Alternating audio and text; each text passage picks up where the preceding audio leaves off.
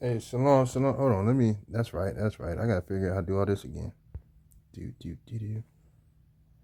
Oh, they gave me full access now, whatever that means. Here we go. All right, I think Big Bruto, you got that invite. Boom, boom. I seen Sis come in here too. Seen Sis come in here. Yeah, there we go.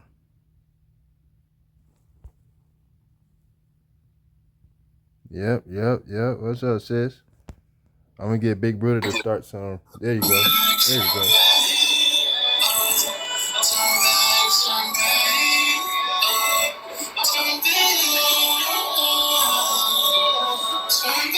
Oh man, I'm trying to figure out how to get the music to come.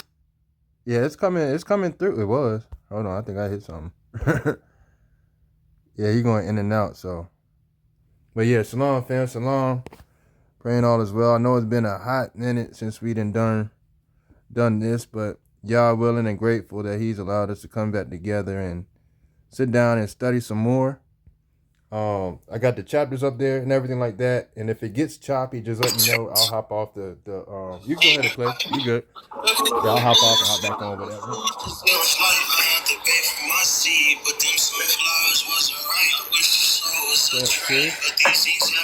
Shalom. If y'all want to send y'all requests up, I got this new thing going. They gave me full access, but I don't know exactly what's going on. But yeah, we're gonna let it play for a couple songs and we'll get started. I heard he gone. I heard he lived 2 hours away from your home.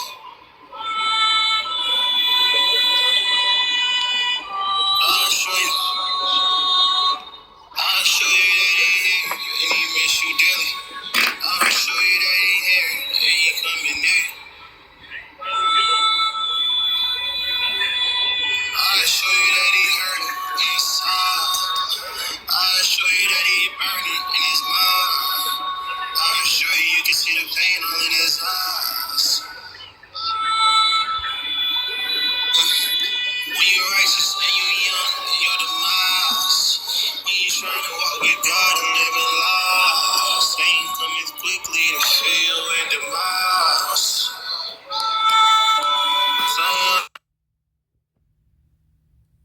Yeah, there we go. I'm gonna have to get some of that playlist too from Big Bruder. As he's got everything going on, but you know, praise y'all, everything's going great. I prayfully y'all's day's been well and y'awesome, full of great things and everything. We're gonna be coming from Enoch. We're gonna hit Enoch first Enoch. We kind of got cut off again, getting back in line with these things because you know, technology and stuff like that, it changes up and this screen looks completely different for what it did before. So I'm kind of rolling with it out the fly. So we'll be all right. But yeah, if you want to go ahead and go to first Enoch, and then we're gonna jump into Micah as well. So Apocrypha is 66. Y'all the main ones I'm watching on my throne. Created everything, but I called you my own. That land I gave you, put my name in my home. Yeah, that's my home. Israel, Abraham, Isaac, Jacob. I made a promise, can't nobody take it. I chose to put you above all the nations. Out of your grace, I chose to awaken. We made a covenant, don't you forsake it. Come get protected while they going crazy. Israel, my firstborn, my baby. Israel, my firstborn, my baby. I woke you up in your land of captivity. I do not change, I want you to remember me. Laws and commandments, I gave you the remedy. Go read the testimonies for your memory. I sent them prophets, but you wasn't hearing me. I come to you if you really come near to me. I heard your cry, now it's time to take it of me. I know what got you from all of your enemies. Who you know open the sea. The waters was bitter, but I made it sweet. In case you ain't know how to swim, I'm your protector, so I made you walk on your feet. This a reminder you married to me. I just want you to be all I called you to be. They called you niggas, but I made you priests. I'm about to give you back everything. I'm sending plays for you. I'm sending boys, drying up rivers. I leave them dead for you. Tell Pharaoh, let my people go. You heard what I said for you. Tell Pharaoh, let my people go. You heard what I said for you. For you, you only ever known. Y'all the main ones I'm watching on my throne.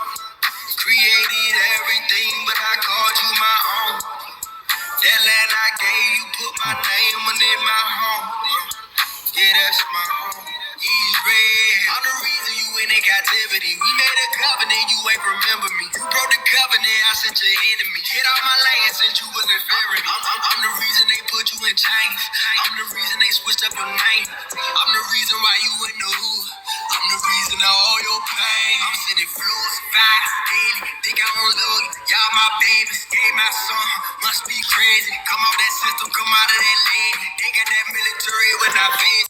It was not moving, it was not crazy. Remember Egypt, I did all that for my people. You only ever know. Y'all the main ones I'm watching on my throne. Created everything, but I called you my own. That land I gave you, put my name on it, my home. Yeah, that's my home. You only ever know. Y'all the main ones I'm watching on my throne. Created everything, but I called you my own. That land I gave you, put my name on it, my home. Yeah, that's my home. Israel. All right. Appreciate you, big brother. Appreciate you. All praise to the Most High. Yes, sir. Keep looping, but I can't. Yeah, sometimes you might gotta hop out and hop in. I'm thinking about going ahead and getting off this this Wi-Fi right now, just going off of the network, trying it like that. But yeah, if it don't work, hopping out and hopping back in per usual. I'll go ahead and get off this Wi-Fi. That might make it smoother. But I'll be looking out, so just let me know. Praise y'all. Another Barack one, another one. We were supposed to go live yesterday, but just going as y'all led, y'all said rest more, so we rested more. Praise y'all. But today we're gonna be getting into was and then was not. Focusing around especially what's been going on nowadays, what's going on in different offices and places amongst us, amongst our families. I'm pretty sure we've seen a little bit of the craziness going on, including what's been going on these last couple days. But yeah, we're gonna start out with prayer, and then after prayer goes, we're gonna jump right in. We're gonna jump right into the first Enoch. But first, we're gonna pray. Thank you to Abba yet again for bringing us back here. To God for bending your ear, sending us on ways that we had to go on, but yet coming back together tighter than ever. In many new ways, there's many new qualities, there's many new environments we have mastered. And as we've gotten closer to hearing your voice and your word, things are way more understood now. We thank you for that. And as we dive into these studies a little bit more, just to see more of that duality that you have us see, those things that we can see in unforeseen things, focusing on character that you've given us to know how to exactly to act, the prophetic key that you've given us in total, and to die for that title of a prophetic key. I see you already working as your Holy Spirit goes and led into anybody else that wants to come. And as we keep going in, as if one of us is not above the other, but we're all in the order of your will. All praise to you.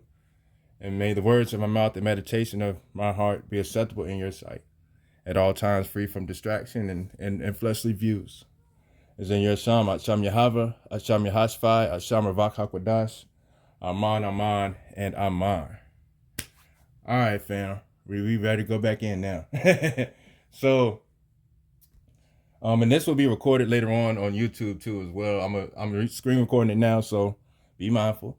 But just screen recording it now, and then I'm gonna upload it later. However, that may take time to do, but it'll be posted everywhere else. But outside of that, we're gonna get to where we're exactly supposed to be today, going into this evening. But was and then was not, right? And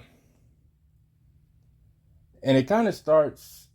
It started around a lot of things. I was looking at this. It kept looking, and was like, yeah, where do you even lead me to start from? Because there's so much, I want to give testimony. I just want to start running and everything like that. And he was like, well, just listen, listen, and everything will be fine.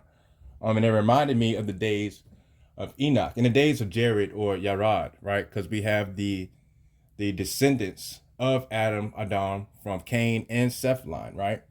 Also later down the line, we can see where the order of Melchizedek came in. if we think about that, we could kind of see that that had to come from somewhere. That's also what Abraham or Abraham actually looked for to help him out when he had to go find Lot. He came back with men. These men were in the order of Melchizedek or Malachi Sadak, right, which is king. And then you have that Zion, Alav, if you want to throw that in there, Dalit, and Kaf. Kaf being in the hands of the Most High. There was an order. There's always been an order to things. And what stuck out to me really with Enoch was, as we know, he was and then he was not. Just like Melchizedek. And it helped me go back and forth and kind of compare these two, because what did it really mean to be was and then was not? You know, you get to get things revealed to you over time and over this walk that you would see, and it would put you in the mindset of you was or you were, and now you are or you are not that anymore. Because now once you get that vision in tune of this spiritual, or as my big sis helped me out to foundate this thought even more, but these environments that get sent down by these fallen messengers or fallen messages, we should really say. And if you've been catching these videos these last couple of times, that they really go over more so what I'm saying today. Matter of fact, I'm gonna do this. I'm gonna jump off this Wi-Fi now. We're gonna get that out the way. All right, so I might pause, and then come back in. But we back in. So, for the recording purposes. But, yeah, with everything going on, and we're gonna go ahead and start back over as we're going back in. But going back in, as we see, with Melchizedek, Abraham, in the order and everything like that, there was an order given. And as we get into Enoch, pretty much, Ravak said, go ahead and jump in. As we get into Enoch, we're gonna read through and see really what these spirits or falling messengers. There we go, back on point. Fallen messengers or fallen messages. What they kind of really meant, and what they could kind of help you really see what's going on, and what really threw us off of the basis lines of what was given in thought, or these ideas or these things that we weren't really supposed to know yet. And how it all really brings it all together. But in the days of Jared, right, there was a lot of mess going on. They were learning about different idols. They were worshiping themselves in many different ways. They were making idols of wood and beads, and you know, we could keep going on that, but that gets into a lot of debate. So we're gonna stay kind of away from that for this, just for starting back off and getting our foot back in. But and in those days, Enoch or Anache actually received a message, right? And that same message he gave to Methuselah. Methuselah gave to Noah, and Noah told everybody about that flood that was about to go down. But Enoch got that message. Enoch was, and then he was not. He came to a point to realizing and able to literally see the heavenly view of things. We could Salah right there to start off. He was actually able to see these heavenly things and still be able to write it down for us to know, right? As in his elder Adam. You remember Adam, he didn't move on until about 900 or something years old, right? And with Adam being that old, still knowing that he still had to walk and teach as well, still telling everybody, you know, how it was to walk with the Most High, these characters and these things. And, you know, he was a martyr, a faithful witness all the way through, with knowing that he messed up, right? But it puts more influence on, hey, shalom, Auntie Mary. It puts more emphasis on Enoch or Anache and how he was able to just really go in and zone in on what he needed to see. He saw that it needed to be spiritual over this fleshly thing, and it allowed him to be in a sense that he was literally was and then was not in translation. But you have to know what you're seeing in order to know what to do. Right? You have to know what you're seeing in order to know what to do. Backing that up again, because the setting has been sealed for a renewal of mind. That's what this whole thing is. This whole walk is. Sorry about that. Somebody requested to come out. I'm not too sure who that is, but but don't stress about the time that it takes. Right? Don't stress about the time that it takes as you're realizing the setting of this renewal mind, or this position of a mind being renewed. Hey, shalom, Buddha Code. And like to zone in and really salah on that. Don't stress about the time that it takes. As we look at the times today, as you look at everything going around, don't stress about the time that it takes to renew your mind. Just renew your mind, right? Um, and with that also, we feed the flock by guidance. So once we get that renewed mind, realizing the setting, just a sidebar on that, even with, nowadays it's going to people are going to keep kind of push this in the days thing. And we got to be careful with that. We got to be very, very careful because, no man knows the day nor the hour, but we can't be ignorant of these things. But one thing we can know is that through the scripture and everything like that, it tells us the mindset to have during all these things. And that's the main important things. It's the mindset. It's the mindset of the Messiah. It's the mindset to have during this walk. So whatever's going on, as long as you're doing what you're supposed to do, you're going to be doing that same thing over again, easier, to a certain extent. Won't have to witness no more things like that. And whenever that does happen, right, it'll be easy just to take that side step or that step up, So it's just to be careful that, because that can cause distraction. That could disappoint people because if they depend on this and this and this, and then that doesn't happen, really, really see again what you need to see, just like with the Euphrates thing, it's like, you got to realize there's construction going. You got to be able to see the construction. That's powerful, of what's really going on behind the things, because there's damn constructions going on. It's going to cause that. Hey, Salah, sis, Salah. It's going to cause that river to kind of decrease a little bit. Like, there's man-made ways to try to make things seem like the end of days are happening to distract the people. That's something that is noted. Is that what's going on? Not even going to step in the words to say that it is or that it isn't. So I'm going to stay full away from that. But, just be mindful to be able to see the construction of what's going on. And that construction is based off of character. Before we get it even into reading, I reckon. But it goes into character, and that character tells you exactly the way you're supposed to behave. It's the prophetical key that he gave us. So say if you got this Hebrew character, noted action or noted character, right? It's made up of these different characters. So in that statement, these characters should be happening. So if something's not working right with that statement, you look at those characters and you can literally pick it up. Look at it, be like, okay, Gamal is worked out and it's not working right. And you can plug that back in when you get it. It's literally a prophetical key, and it's really what he gave us to use. And we got to know. And being the conduit, that's even the greater part. I mean, this is the most awesome part. Talking with other righteous councils and righteous family, but with these, I'm gonna try to break it down. So we have the soul, right? The soul is here in earth, Arat, right? And then you got the soul is connected to the spirit, right? So we above now, but the spirit is past, present, and future. So it depends on what your soul connects to in the spirit here, right? That's going to distract you from being in tune with your everlasting spirit that you already have a connection to, because he gave you the setting to have a renewed mind. The choice is again ours. So saying what the Father has told us in these testimonies and in character, for we learn character again, and then we can also see that revelation isn't really where it stops. It's a repeated process of renewing of the mind all the way to the point of the righteous waters pouring upon you. Because it is metaphorical, but there is physicality to it. But the thing that we can literally read and see is the spiritual part of it. The physical part is a hit and miss game. So I just stay away from wasting that kind of time on that. But that's just my personal calling. There are going to be others that could probably be better at calling things and maybe gifted to do those things. But again, you have to see the construction. Again, what we could all know is that we have to have the mindset. So that's what I'm led to focus on. And with these fallen messages and things like that, and how it's affecting us exactly now. I was looking at the news last night, just kind of getting current on events and stuff. I tune in, but I don't tune in much. Spiritual Talking Enoch's Life, and that was the exactly.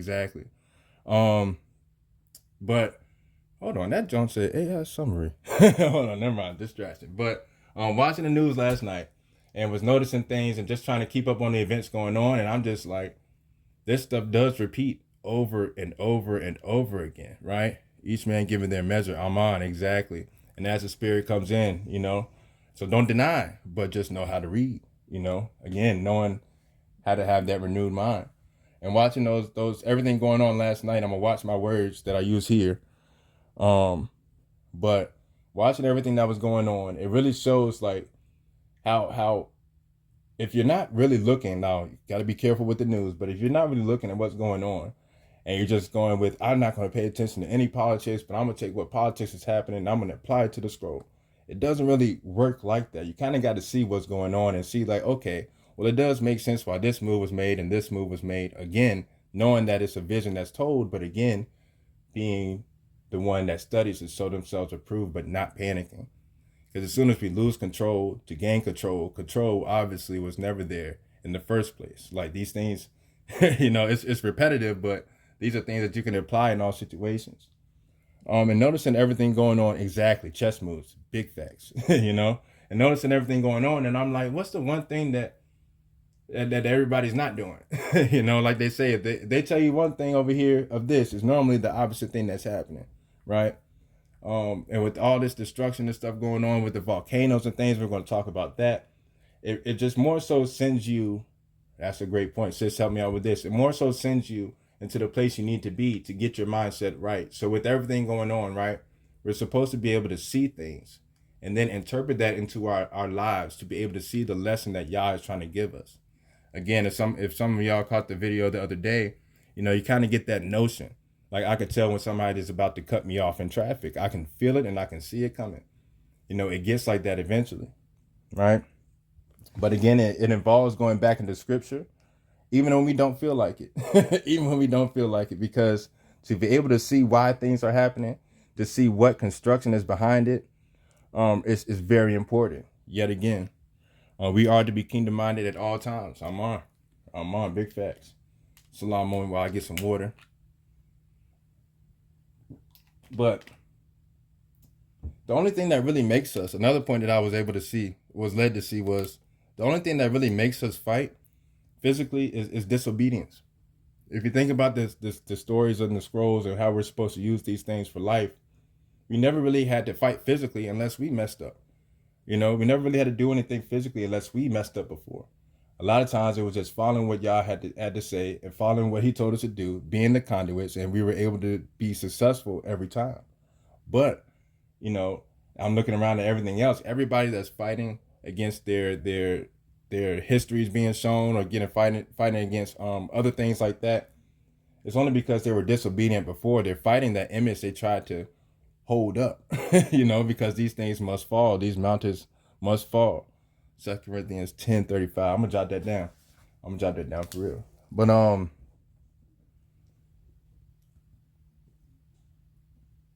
if somebody want to help me with that, but they want to jot it down for later on. We go with these precepts. Definitely drop these precepts in here though, because we'll get used to that too.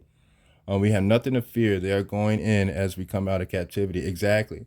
There has to be a change in a place.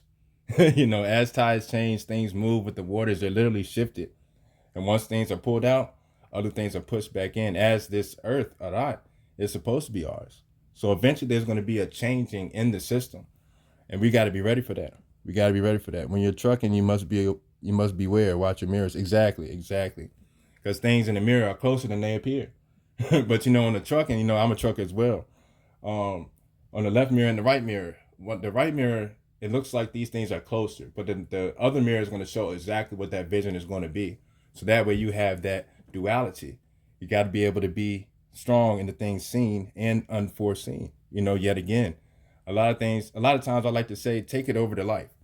Everything we see is taken over to life. Exactly. Every day, every moment, because it's something. Now, obviously, we can come in and say, if a rock drops, something falls out my pocket and hits the ground, I can say, all right, I probably should watch what I'm wearing on my pants, what pants I'm wearing, because my stuff fell out my pocket. But we could be able to see what it is when Yah really has given us something to chew on, and that's all this really is. Yet again, like we were doing before, and as we're starting back up, prayerfully every Shabbat around 3, that's what we're going to aim for. But that's all this is getting back to and just having some study time, throwing out some precepts, talking to each other, breaking these things down, fellowshipping. A lot of times I was listening to the brother Pastor Kofi that's rising, and he was, he brought up a great point. He's like, man, a lot of times we just we just take this stuff too far, you know, to the points of where we got to do all this and like have people looking like it's hard to tell somebody something when there's so much that they're looking at and they haven't heard first of, you know. Giving the milk before the meat, you know, it's a lot of times people take these things and they try to they crave fields. It says about that in Micah chapter 2. They covet fields and they covet houses, they covet all these things and they don't know what to do with it because they haven't looked into what they needed to look into, right? But praise Yah. Where are we gonna go to next? Let's see. I guess we're gonna start reading now, right? We gotta start reading eventually. Let's see. So we're gonna start with Micah. We're gonna go over Micah. We're gonna go to Micah chapter 1. I'm gonna read verse 1 through 4, and then we're gonna jump over to Enoch, right? Matter of fact, no. Let me get that precept first. Let's see. Let's get that precept first because I already know sis be on it, so I ain't gotta worry about. So we got 2 Corinthians 10, 3 through 5.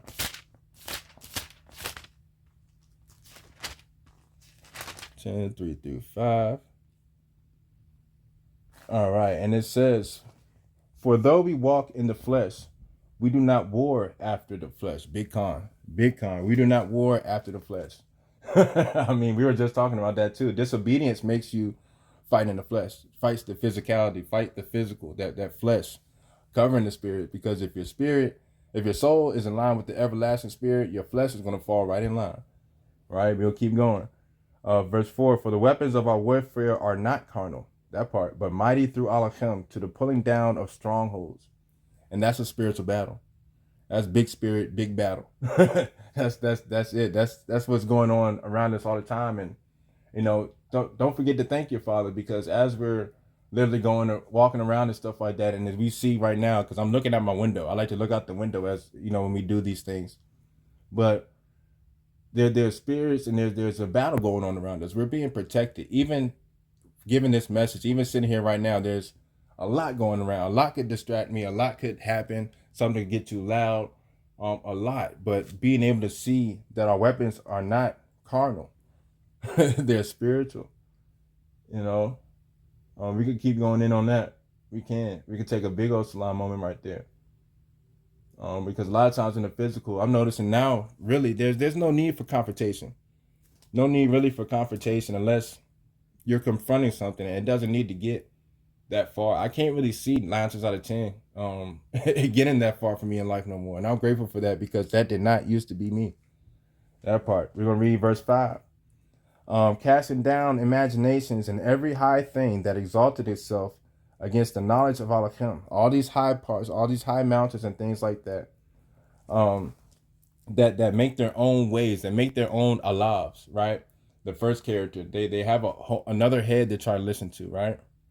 And we're going to read verse 6. "And having in the readiness to revenge all disobedience when your obedience is fulfilled." So when Yah does this, right, we don't have to devise anything really, because it's already been told what's going to happen.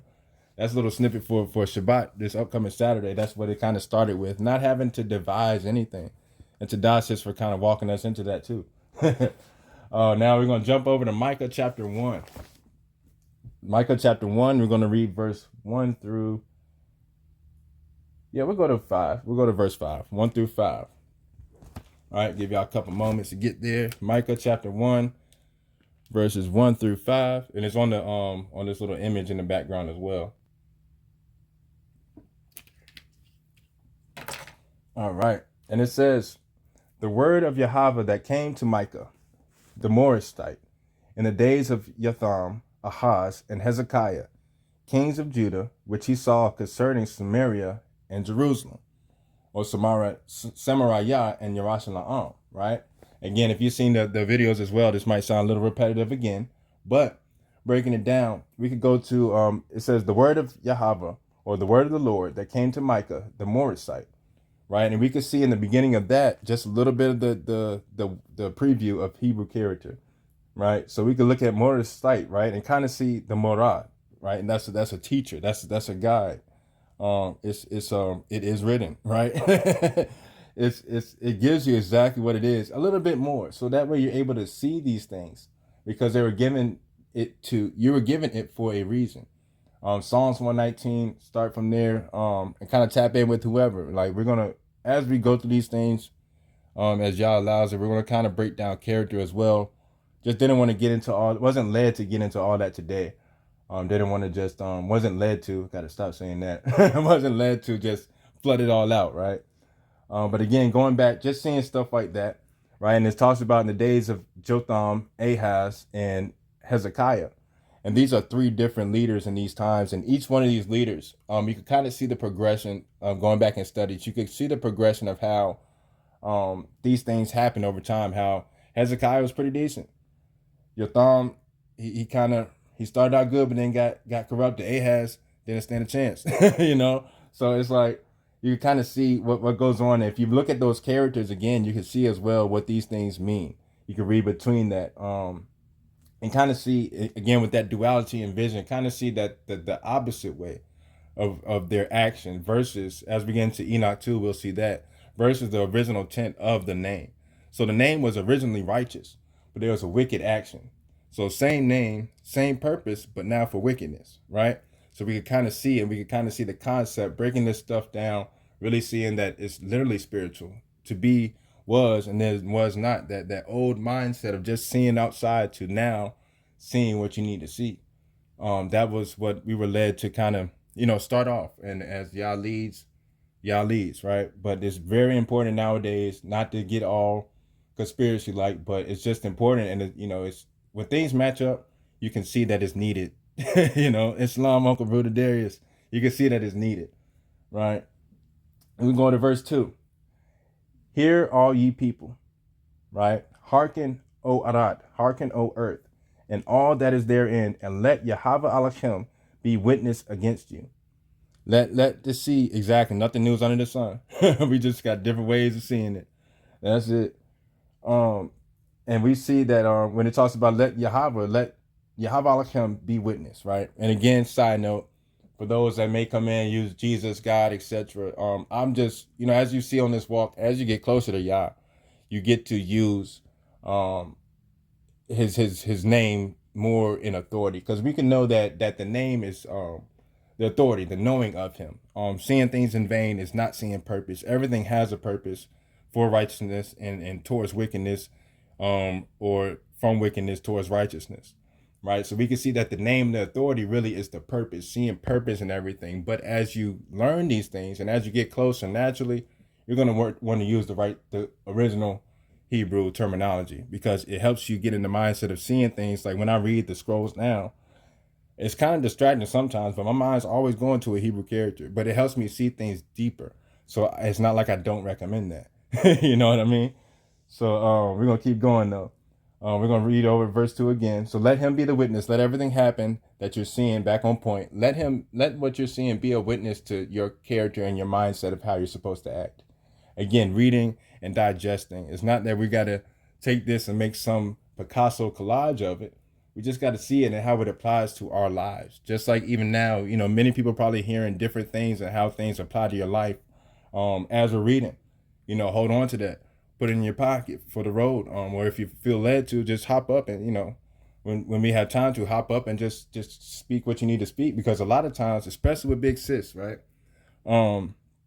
I've noticed, and I'm very grateful for her, because she's able to help me to foundate thoughts a lot. Because I'll see something and I'll go and she'll be like, yeah, cool. But then look at this. And I'm like, that's way easier to say like that. Praise Yah. That Yehoshaphat is Lord. Yes, direction. Messiah. Still in the order of Melchizedek. Throwing that back in there. Because this predated Levi and Judah and all that, not throwing any of that to the side, because all of that is necessary. But this was already preceded. And that helps us kind of not discard things, but see things in the bigger, proper view. Yet again. And go to verse 3. For behold, Yahweh cometh forth out of his place, and will come down and tread upon the high places of the earth. And those high places of the earth, the law that became flesh, exactly, Khan. We're already there. We're already there. The visually restricted.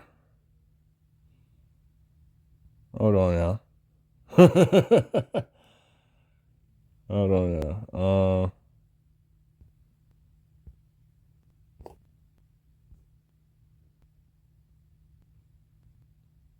So seeing. All right, let me know if I'm still there, y'all, because apparently they're saying that I'm not.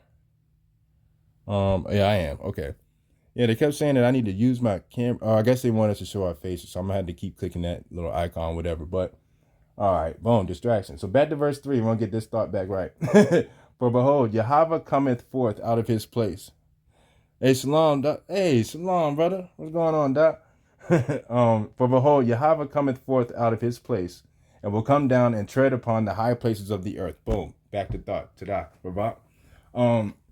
These high places of the earth, these are the mountains. Right? Now we're gonna get a little deeper. We ain't gonna get too much, because we got to be able to know that, we're all ready to hear some things, and sometimes that I'm ready to hear some things because I don't like to hear stuff sometimes. But yeah, these high places, they're as we know, the quote unquote Babylon, the Babylonian ways, and thought process in creating these environments, right? And as these environments are created, they have to naturally fall because they are wicked, right? And again, a couple videos I posted again on here on TikTok. Sometimes those mountains can get hard to climb up, or walk up, or climb down / walk down, right? Sometimes you need a chisel, sometimes you need some rope, sometimes you need some, these other things. But these high places, they make us climb to these places only to realize that we still had to climb down to be on the ground again eventually, But there's a climbing up part and there's a climbing down. There's a wasting of time. Right, and these high places must fall because it is ordained. This wickedness and things, they're allowed to happen because they were made known to us way back in the beginning. So now that they're made known to us, we have to see that they're not needed, right? At the same time, and these mountains, we're going to have to break it down after verse 4, and we're going to stop at verse 4 and then hop over to Enoch. But verse 4, it says, "And the mountains shall be made molten under him, and the valleys shall be cleft and waxed before the fire, as the waters poured down a steep place." Right? And that's my favorite part. made a whole few videos off of that. Realized again that it was about time to get back to doing this because your brother was talking too much. But when we get into these mountains and things, right? When they say the mountains are made molten under him, right? Molten, to be made, is means to be made smooth. So when things are made smooth, they are melted to be made smooth. So everything that is melted is smooth, right? And that makes us think of a volcano, right? So a volcano. Matter of fact, we're gonna start all the way from the beginning. I'm kind of skate over that, right? So in the beginning, there was gas, there was liquid, and then solid, right? Stay with me. So gas is heated up and cooled down. That's how you get the solid. Solid with the sediments and everything together. Compact makes sand, right? That pressure erupts up like a volcano, creates land, creates islands, right? That's how we see lands today. Underwater volcanoes still happening today, still erupting today. There's still animals that's swimming at the bottom of volcanoes, but there's more messages in that, right? But when they use the mountains be made smooth, talking about a volcano in the beginning of time, how land started, right? And the process of things, helping connect things to life, right? Volcanoes are found and formed from underwaters, right? So in the beginning, there was the waters before land and before us and things like that, right? But these righteous waters are what's making this volcano explode, making these ways smooth, making a path for us to walk on in these valleys that are cleft now, right? And this results from diverging and converging of the tectonic plates, right? So when we speak of diverging, it's separating in different directions, right? Which is a concept of building. And converging is when the lines that meets at a part, bringing things together. So there's a breaking away and there's a putting together. That's how these things erupt, right? So we could bring that over to life, right? We can bring that over to life. So when when things are pressurized, as we're looking into these waters, these righteous scriptures and righteous waters, and it's pressurized, they come up into these mountains of life, right? And they force this wickedness that we're covered up in. It comes out in passion, it comes out in joys, and that the mixture is the repentance. As this whole process comes, now it becomes molten and smooth, right? And these valleys, these things are cracked open, so that way now waters are able to flow in places they weren't able to flow in before. So we can kind of see the metaphorical connection of how it all comes together, and it comes together beautifully. Again, as the new waters come in, those righteous waters coming in places where waters weren't sinking in, where the righteousness wasn't hitting, right? So this talks about what happens again in life in general, constantly renewing, meaning that these things can be applied constantly to every point in your life, right? But these mountains, and this process is what continues happening. But then also nowadays we can see really what's going on, and all these great things, quote unquote, right? Not giving them no props, but all these things, they had to fall. And that's exactly what's happening as these righteous things that Yah has allowed to come in, right? Because don't stress about the time that it takes, yet again. But these things that Yah has ordained to happen righteously, and they're coming in and creating these messages that you can see now, right? I heard another great teacher, Brother Dorsey Savage, I listen to on here too sometimes. He brought up a great point. He's like, in life, when you start learning things and coming back to the truth, and well, really looking more into truth, these things that do that, they send you to these books of mass, that word, not too sure what I could put together on here, but the destruction, right? See how I did that? But the destruction, that's it sends us to these books, like with all the way to Haggai, Zephaniah, Habakkuk, Malachi, Micah, Jonah. We get sent to these places because we're dealing with something coming apart, because it has to come back together. Going back to Micah, in this place, that's when Samaria and Jerusalem, they were both coming to destruction, because what used to be won't no more, won't what it's supposed to be, not representing peace. And what's happening in the other kingdom, that northern and southern kingdom split,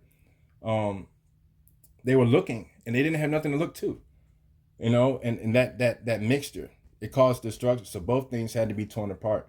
So it's not just for the wickedness or the transgressions of Babylonian ways, but it's also for the transgressions of us as well, right? But there's still the setting that's been sealed for a renewing mind.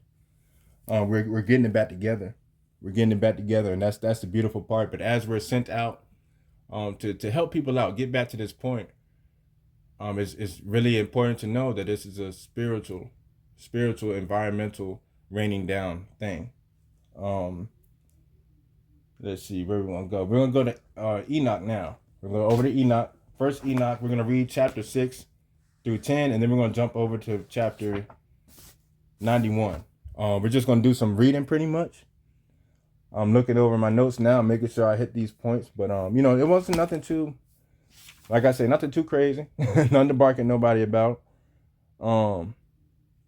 Make sure we dropped everything on Enoch before we go into there.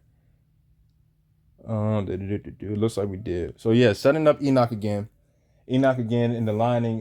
In the days of Jared is when all this stuff was going on. Before we get into it, Jared coming after, obviously Adam, Seth, and all that, etc. And this is the same message. Eventually, he gives to Methuselah and Noah to talk about. There's a flood coming. There comes to a point where things must be wiped out. And as we know, Enoch was one of those ones that got real in tune with Yah. Had no problem leaving people to get back tight with Yah.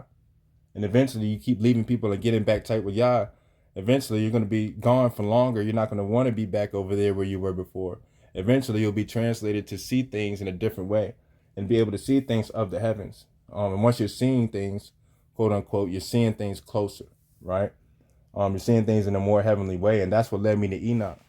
That's exactly what led me to Enoch. Because I was like, my boy was on it. Like, he won't take it too much. And he was, and then he was not. So then my mind goes a little deeper. But Ravak says, don't even go there, because that's just a theory. But Enoch was a very, very good deed doing dude. You know what I mean? To be able to go there, and see these things, right? Much like Elijah, right? We're gonna start. So now we're gonna start at chapter 6, and we're gonna go ahead and start reading down. After that, a little bit of closing things, nothing too much. Yeah, praise God. All right. So it's chapter 6, and if you're watching this recording and keep seeing that little thing pop up, you'll see exactly what I'm saying about this live camera thing. I think they want us to put cameras on our faces the whole time, but anyway, going back over here. Chapter 6, and it came to pass when the children of men had multiplied that in those days were born to them beautiful and attractive daughters. Gotcha. And it came to pass when the children of men had multiplied in those days were born to them beautiful and attractive daughters. And the messengers, the children of the heavens, saw and lusted after them. Right? So we can see exactly what's happening now, because these are the same ones from then that's doing the thing now. Verse 2, and the messengers, the children of the heavens, saw and lusted after them, and said to one another, come, let us choose wives for ourselves from among the children of men, and beget children for ourselves. Right? And Semjaza, right? Really, what I'm gonna do is I'm gonna skip over these names mainly, but I'm gonna just throw this in here, so as if you're reading with me, you kind of see what I'm saying, and how we could see these characters give us more. So in verse 3, it gives a name, and that first SE right there, right? It reminds you of Samek. Samek is a seed planted in thorny grounds. And we put the rest of that in there, we could see that there's a Yod, the direction of the Most High. There's a Zion in there. There's a Alab. There's a Mem, right? So all that we could see that generally is a seed that was planted in thorny ground in the direction of the Father to be a harvesting tool, right? So we put that all. Yeah, I thought that's what they did. I think it's because the whole the camera thing, like they want us to show our camera now, I guess, or whatever. But anywho, yeah, we could see all that coming together, so we could see what the original intent was. But with all that being in mind, if you take all that, the same gifts, like we all get gifts, right? But the anointing is what gives it the increase. So we can have the gift, but once that anointing gets tainted, or once we don't even get to that part, that same gift can be used for wickedness. Between a artist of music that's going to do stuff over here with us, and an artist of music that's going to do stuff over there for them, right? That's the same thing. We're going to keep on reading. We're at verse 3 of chapter 6. And who was their leader said to them, indeed, I fear you would not agree to do this deed, and I alone would have to pay for the penalty of a great sin.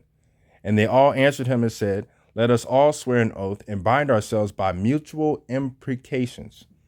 So we can see in there, right? You see me, sis? Yep. We can see there that it's talking about the implying of situations, right? For a journey to, right? So they're implying these different situations for a journey to something. This journey to something is outside of the direction of the Father, right? So that's, again, breaking down words. We got to make sure every time we see something. What helped me with that, honestly, to keep it a buck with y'all, I saw that word and I wasn't too sure what it meant, So I started breaking it down, because I knew I was like, it's implying something, implying precautions, and I was like, maybe, but I went back in and broke it down, to be sure. Don't want to come out here speaking on things, and not really be knowing what you're talking about, right? That's a big thing to carry. Also, why we all speak, but speaking things knowingly that you didn't really go into it righteously, fully, to give the full respect due, it's kind of disrespectful, and that leads to what has from that. So it's not something that you could just, I'm just gonna glance over that word and act like I know what it is, and just keep reading and not even break it down, because I would have missed that.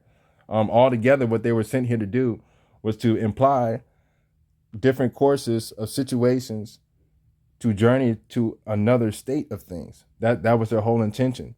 They bind themselves by mutual imprecations, not to abandon this plan. This plan of what? Right? But to do this thing, the same thing now to this day that they're doing. Right?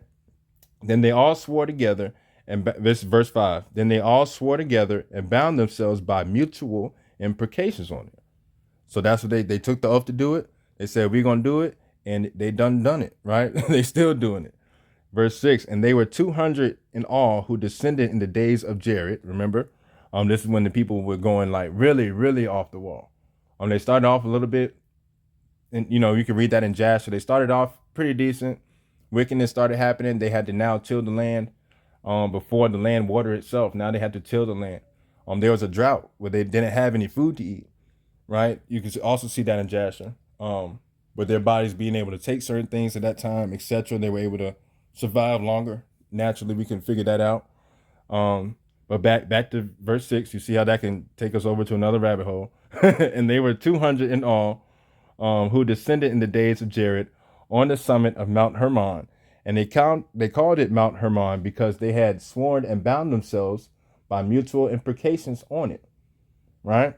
So we can see over there, we got a het, we got a mem, we got a nun, right? Or he, resh, mem, nun. So we kind of see that order and process on top of a mount, right? These mountains again must fall. So coming over here, they sworn and bound themselves by mutual imprecations on what? On Mount Hermon, right? So we could still put all these together. Also 200. Well, so that's the rest. Okay, so we're going to throw that in there because that kept coming in my head. I'm like, we're going to figure that out too. And there were 200 in all who descended. So the rest, 200, that represents the mindset, right? Or the head. Actually, what rest means is the head of kingdom, right? So all in the head of this process, they came down off of this mount for the intentions of imprecations and bound themselves to it. That tells us exactly what's going on nowadays. Like from beginning to end, copy and paste, right? No delete, because if you delete it, it's just going to come back again as it does in scripture, right? But again, seeing things in a spiritual way as we should is going to knock out a lot of the conspiracy, a lot of the worry, a lot of the procrastination. Because even with coming together and bringing these things together, learning this culture, going back to being agricultural off of anything, but also realizing that if you're only expecting 2 people to go out here and do it, that's going to take a lot longer for it to get done if we all don't do our part in doing this to make sure that we use this system as a covenant, as a way for a covenant. In everything we do, we put the Most High first in everything. Not saying, again, this is the only way, right? There's some people that take this nomadically. And I give mad props to them. Just wasn't my calling. That's all it is. But, I give what's due if I'm able to. I still sit down at their feet because they're going to see a lot more than what I'm seeing. Right. And a lot of them helped me in the direction to get to here. Right. Yes, sir. Oh, Salam Barak. What's going on, Hak? Let's get back to reading. Let's see, verse 7. We're going to verse 7? Yeah. And these are the names of their leaders, right? And again, verse 7 of Enoch chapter 6. I'm not going to go through all those names. But again, using the same things, applying it, is that every part has to play its part in the body. Aman. And all these names for verse 7, you could, again, take these characters, put it in there, and you can see, obviously, these are the messages or these ideas, or these quote unquote fallen angels, which are not just messengers, but angels are messengers. We could put that in together, see their original intent again, put those characters in there, and then we just flip that. We could get a better understanding there. Verse 7, probably some homework, probably some practice, right? Each one teach one. Everybody in this chat knows it. So, we can bounce it off each other. But again, it shows you more, like the end of Micah. Probably might be led there for Saturday at like 3:00 ish. But the ending of that, how he used Micah used names of towns that he grew up around, and he kind of threw a remix to it. Like how we be making our vernaculars and things like that. That's exactly what Micah was doing, because some of these names, like what is it, Aspa, I believe. But it was like Aspara, but he put the H on the end, trying to make it, conjugate into things like that. That's what we do. We remix stuff, But yeah, just like that again. So we're at chapter 7 of First Enoch now. And as y'all see, these chapters won't crazy long. So when I say chapter 6 through 10, we're not reading for 2-3 hours. Unless y'all led, that's it. But First Enoch chapter 7, verse 1.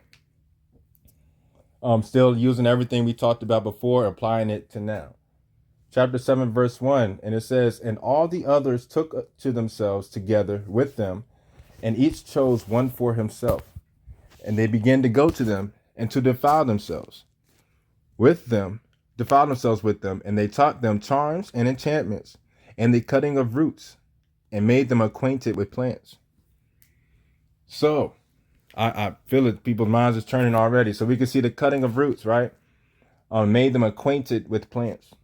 So we can see already right here the idea of plants. Again, this is an agricultural thing. But cutting off the roots, cutting them off from their original intent, distracting them now. Not physically turning these people into plants, but actually seeing how the plant correlation goes. And we can keep going in verse 2. "And they became pregnant, and they bore great giants," because this is a masculine and feminine energy thing, right? So when seeds are planted, things come from that, and when things come from that, things are birthed by that. So we can see that correlation again. And also physically, right? Bringing that back in, cutting of roots and made them acquainted with plants. Many things we do many people use things for their wrong intentions. We could pretty much leave it there. There's an intent for it. There's a way to do things with it. I've seen some crazy movies where I've seen people use plants and be able to see things and do things that I'm pretty sure I could find something better to do that day than that, right? And I'm just gonna leave it there. But verse 2 of chapter 7, "And they became pregnant, and they bore great giants," right? These giants, great things, great heads, great new ideas. They're not literally great, but great as in stature, right?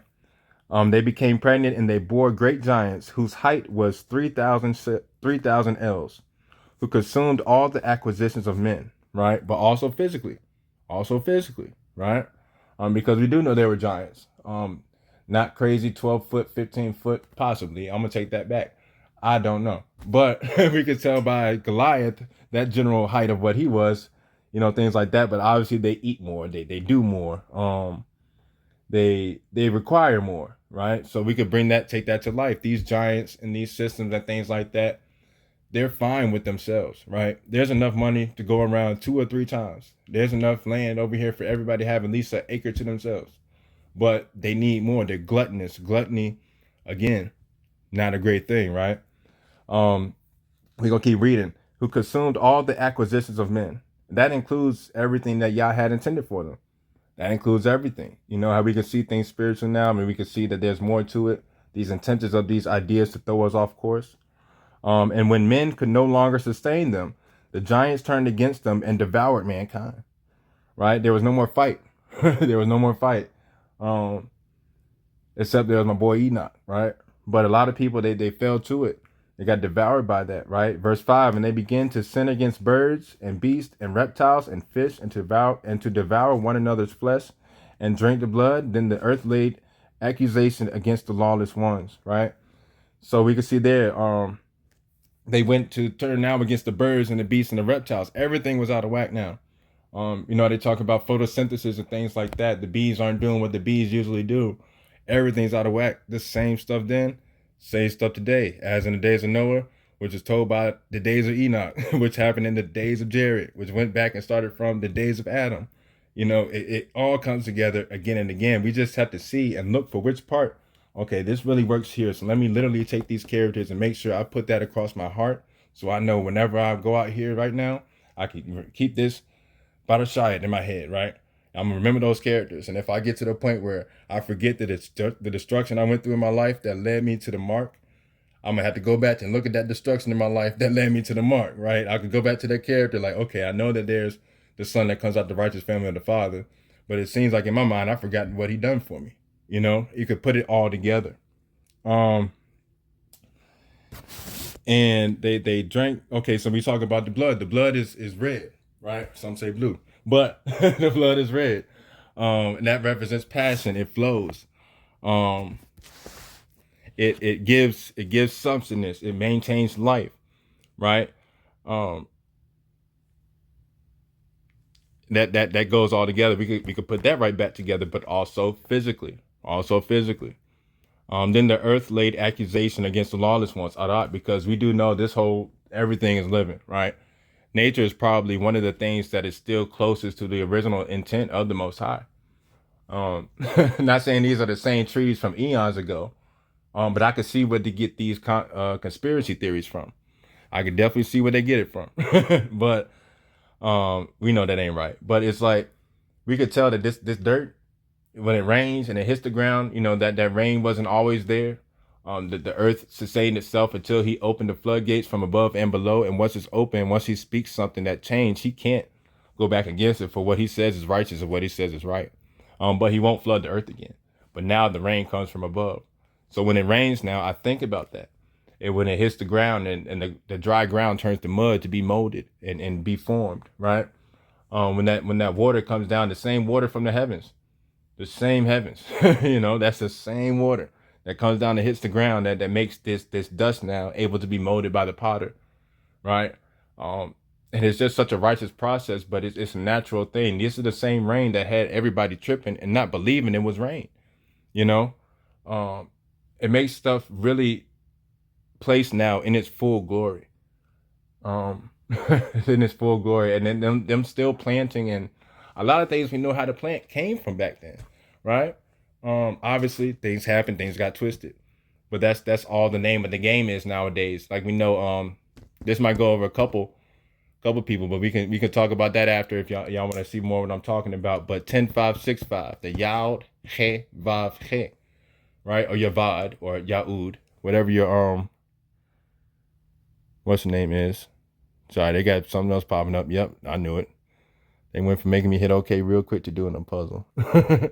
But that 10-5-6-5, right? 10-5-6-5, 10-5-6-5. Yes, 10-5-6-5 is what is in everything. So when they're saying that we're related to these different animals and things like that, we can really see that what's all that's happening is they just take a DNA strand and kind of twist it and bend it more to mean something else. When they say, oh, well, we related to this and this and this and this, that's because everything has the same geological makeup of Yahweh.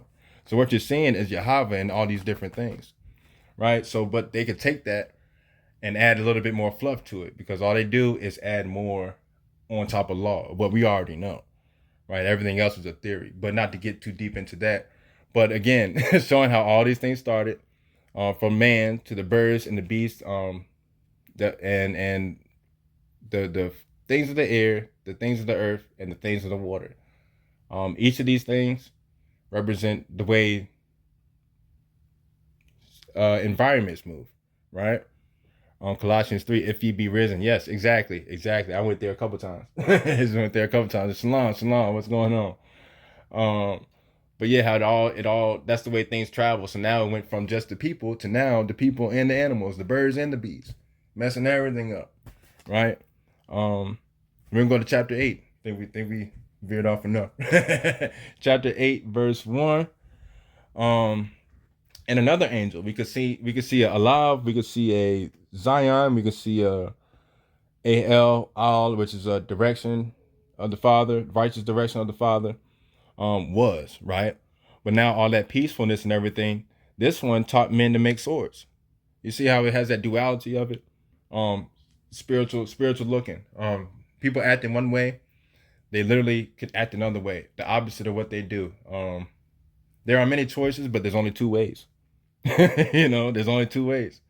And when you change it up to things, it seems to allow it to happen in cases through study, but what he allows to happen injures and pertains to other people in ways that they didn't deserve, but it's for their better good. But again, these things weren't really intended for us originally. We're going to chapter 8 again. This one taught men to make swords and knives and shields and breastplates. Seems like war, because they knew that disobedience is going to lead to war, right? And made known to them the metals of the earth and the craft of working them, which isn't terrible, but when you use it for the wrong intentions. And bracelets and ornaments, many of those were used to worship many different deities and idols, right? And the use of antimony and the beautifying of the eyelids and all kinds of costly stones and all coloring tinctures or tinctures. Again, not saying that the makeup and stuff is bad, but what's bad is thinking that you have to use makeup to make yourself look a way that you feel like you need to look. Again, I don't even go over there being in the masculine energy, but know yourself to be yourself. Everything else after that, do what you do. But like in the beginning, right? They were more obsessive over their bodies and how they looked. You could read in Jasher as well how they got drunk all the time.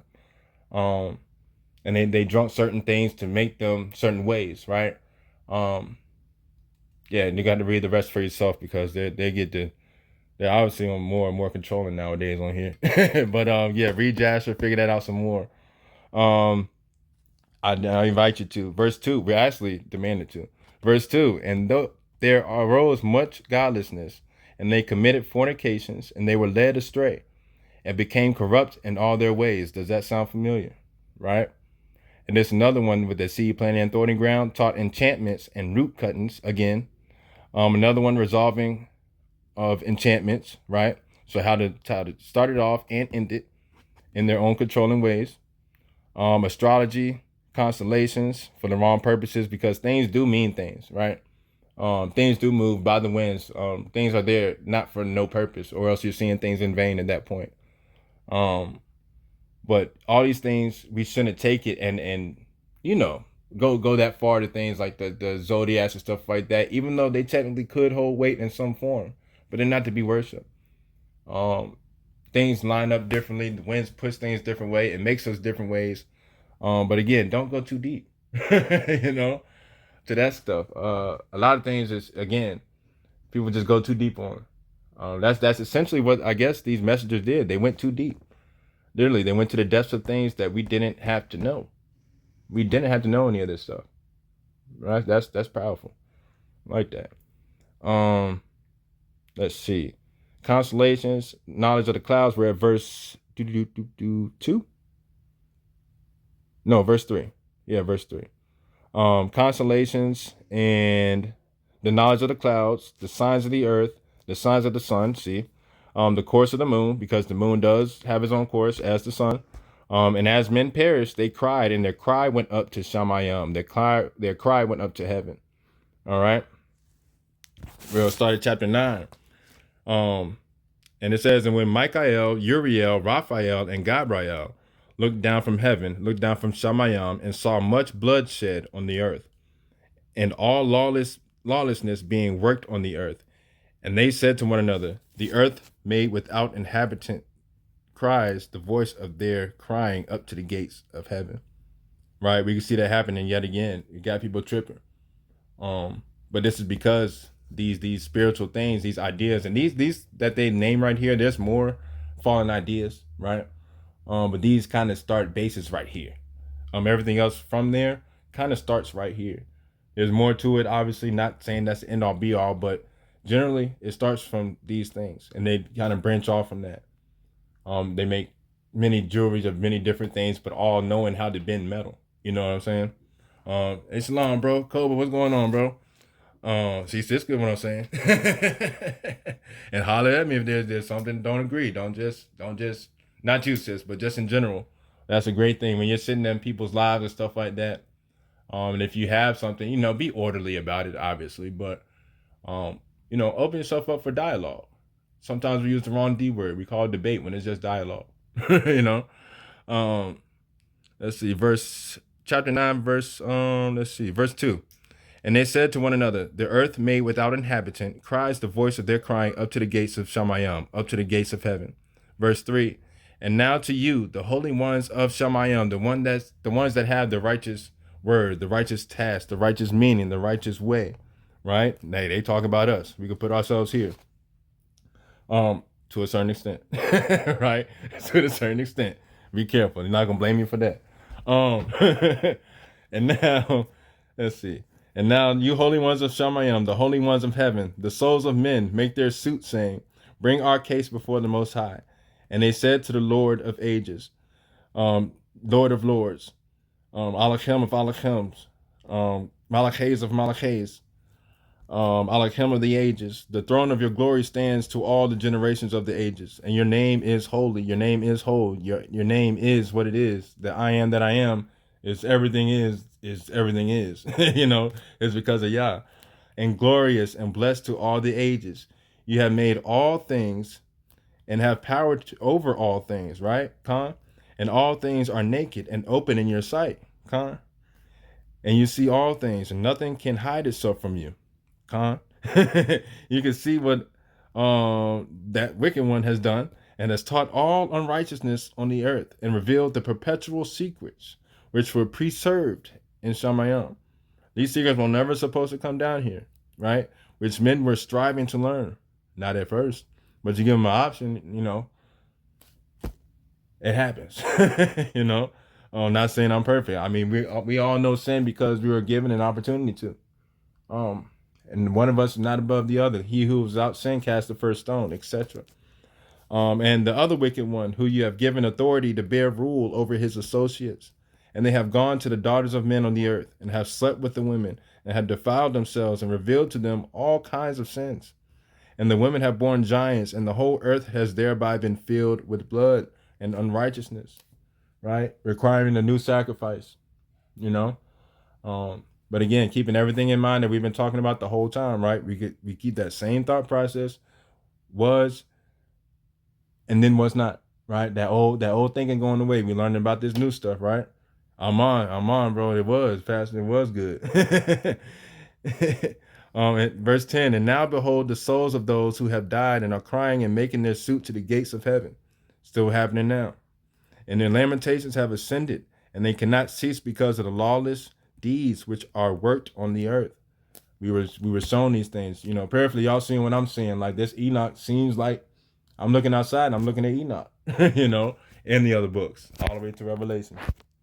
Again, not stopping at Revelation. I want the last book, want the last thing. It's a thought process, apocryphas, testimonies, etc.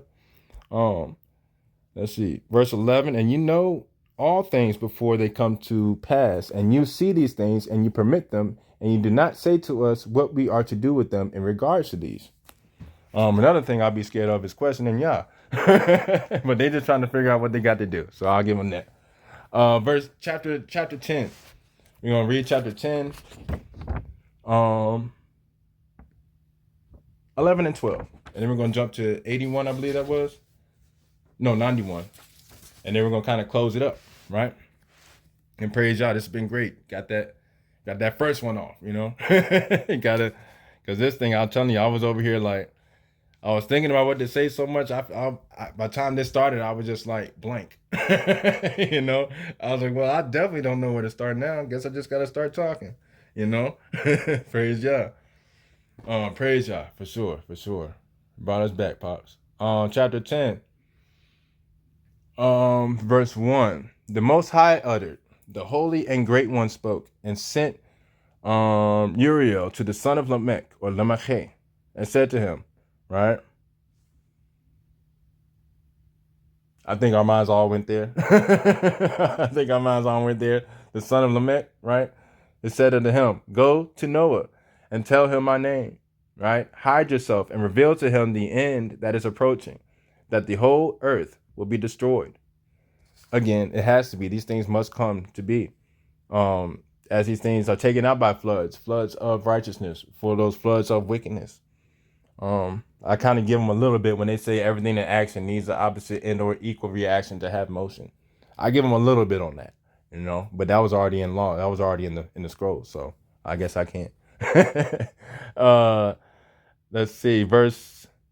Reread verse 2. Go to Noah and tell him in my name, in my authority, in my purpose. Hide yourself and reveal to him the end is approaching, that the whole earth will be destroyed, and the deluge is about to come on the whole earth and will destroy all that is on it. Right? Now instruct him that he may escape and his seed may be preserved for all the generations of the world. All the generations of the world.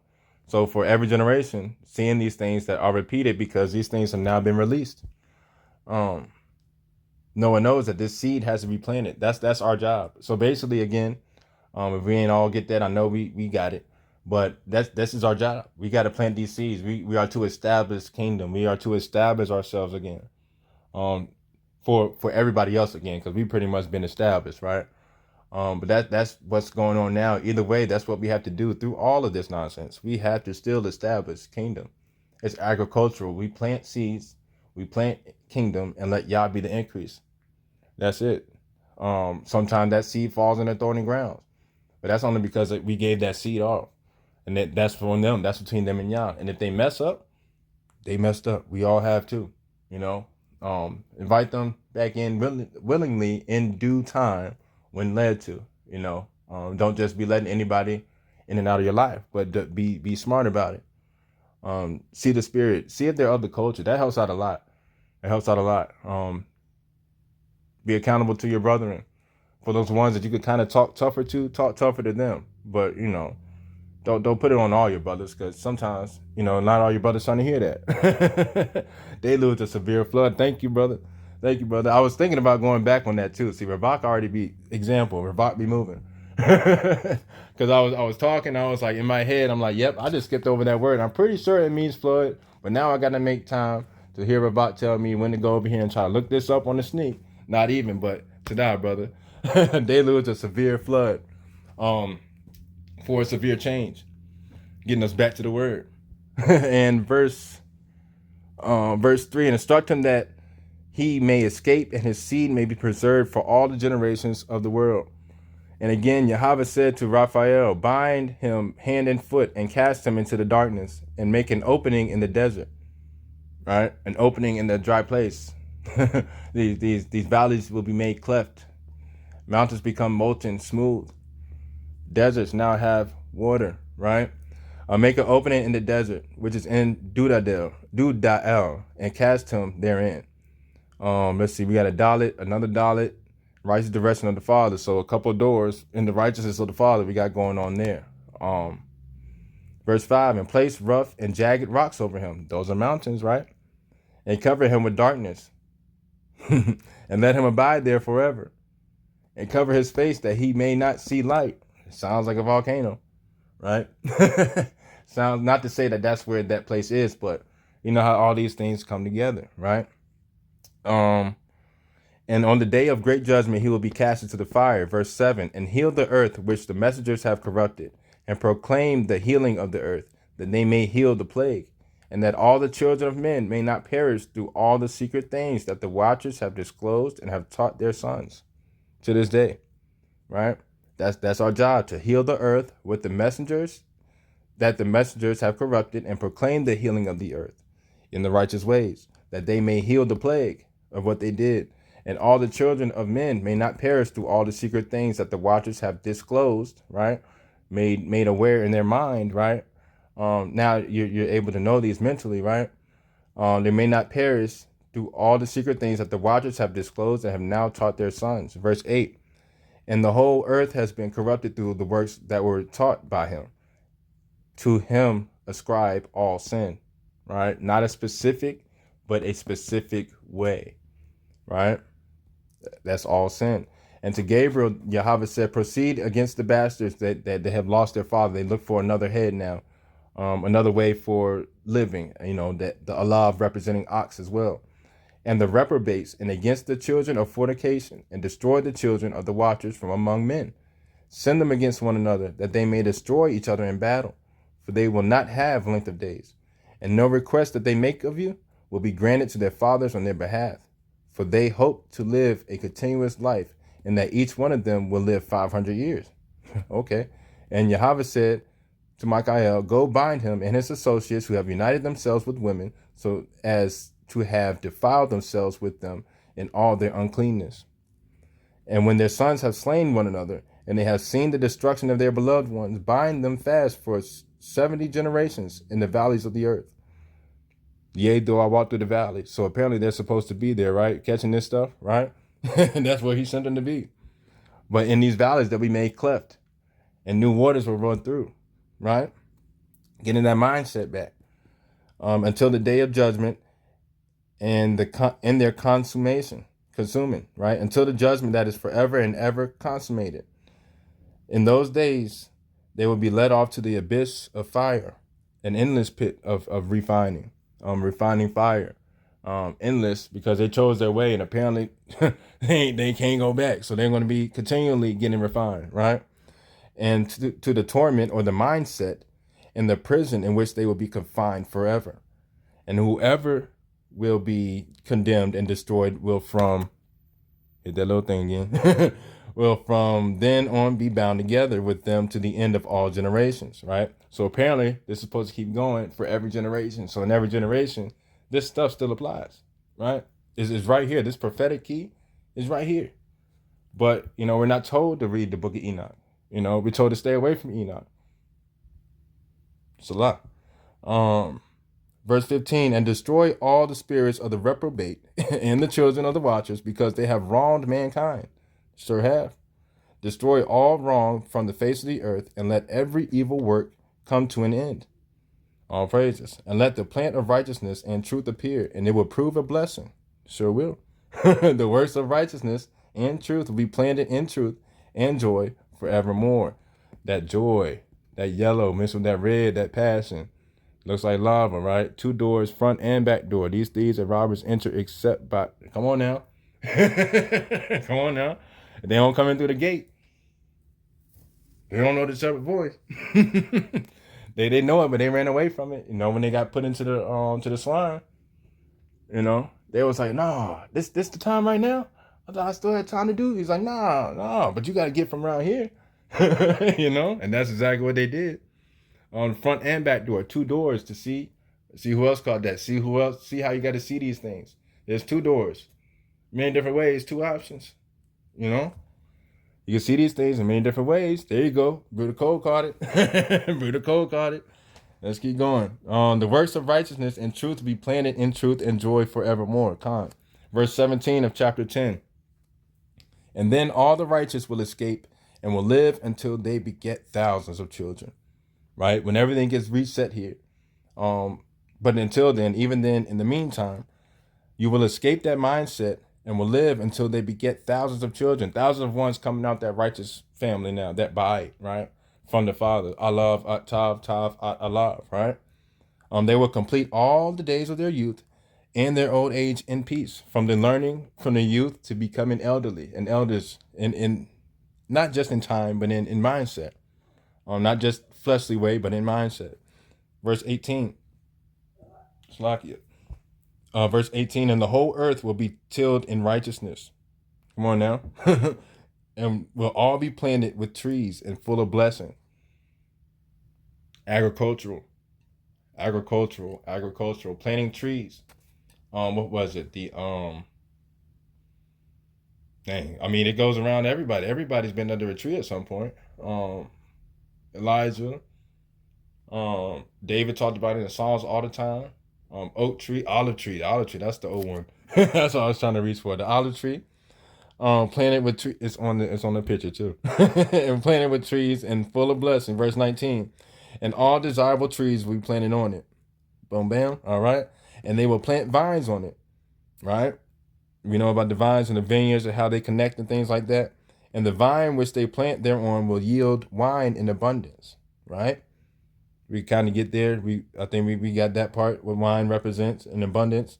And as for all the seed which is sown thereon, each measure will bear 1,000, and each measure of olives will yield 10 presses of oil, right?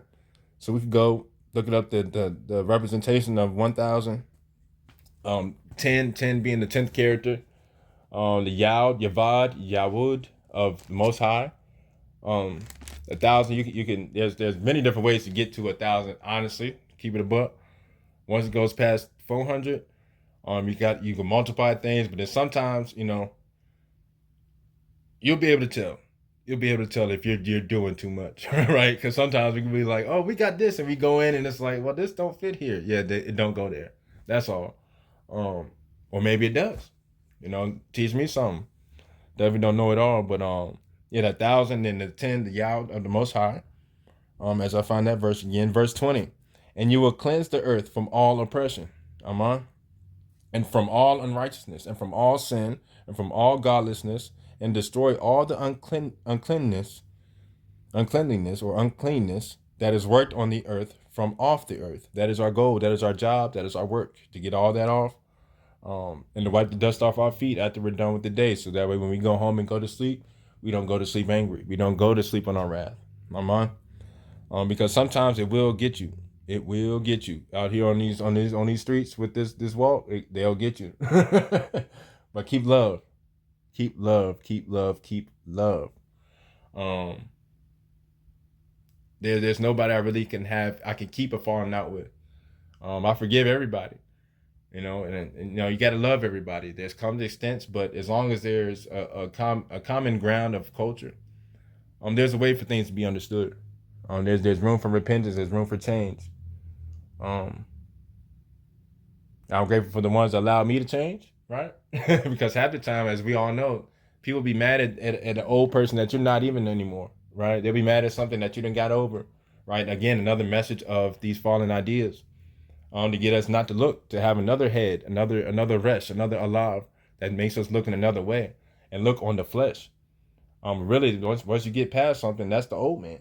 People many times stick with the old man, the old woman, the old sister, the old brother. A lot of people I haven't seen since my old life, but because there were two doors, I just happened to open the wrong one for the longest time, right? But we're gonna get back to the reading. Enough of the testimony. Let's see where we at. We're at the bottom, verse 20, 21. Yeah, and all the children of men will become righteous. Verse 21 of chapter 10. All of the children of men will become righteous, and all nations will offer adoration and will praise me and will worship me. Talking about Yahweh Elohim, right? Verse 22.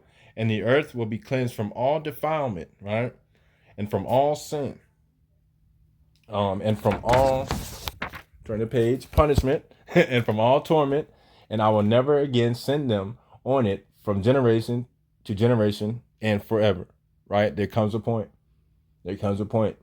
Chapter 11, and in those days I will open the store chambers. Really, these some diamonds getting dropped right here in chapter 11. Should have put that on there, but chapter 11.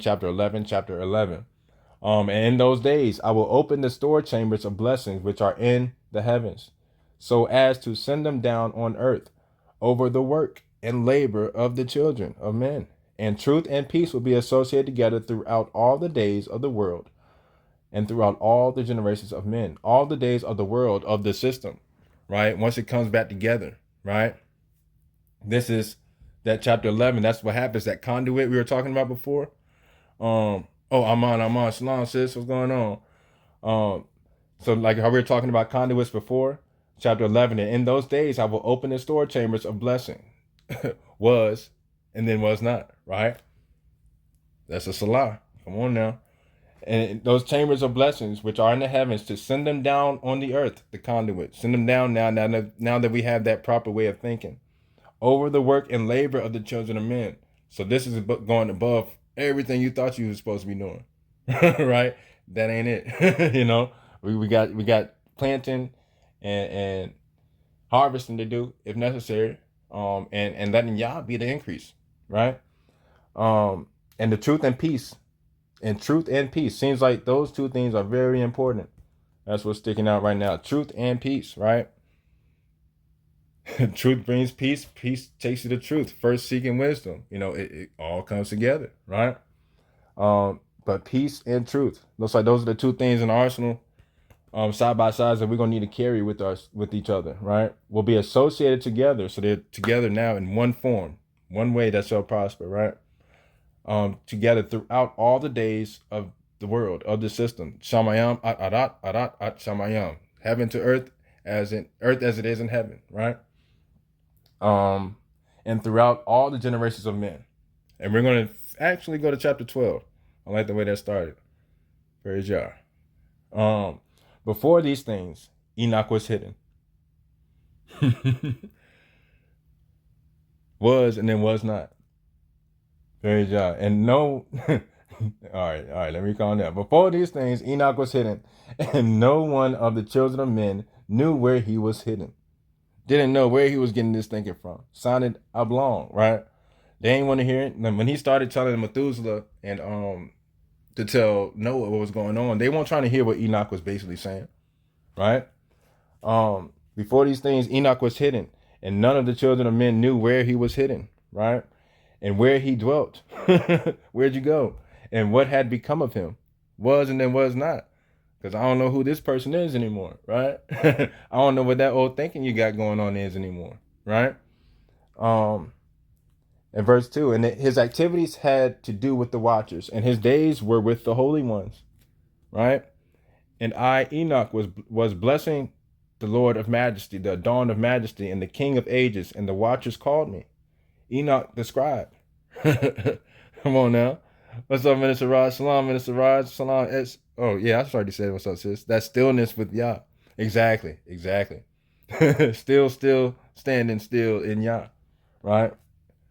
And said to me, Enoch, you scribe of righteousness, go declare to the watchers of heavens who have left the high heaven, the holy perpetual place, and have defiled themselves with women, and have done as children of the earth do, because their job was not to do this. They had no business down here. Those ones here with the souls, that goes a little deeper, right? But their work was not to be down here. That was our work. We were here for that. Yah had us chosen for that. They want to do more. They felt jealous, right? They had to become things and be one with things in order to produce anything down here. Naturally, they weren't meant to mix, right? They had their own jobs. Sometimes I wish I ain't have all this stuff to worry about.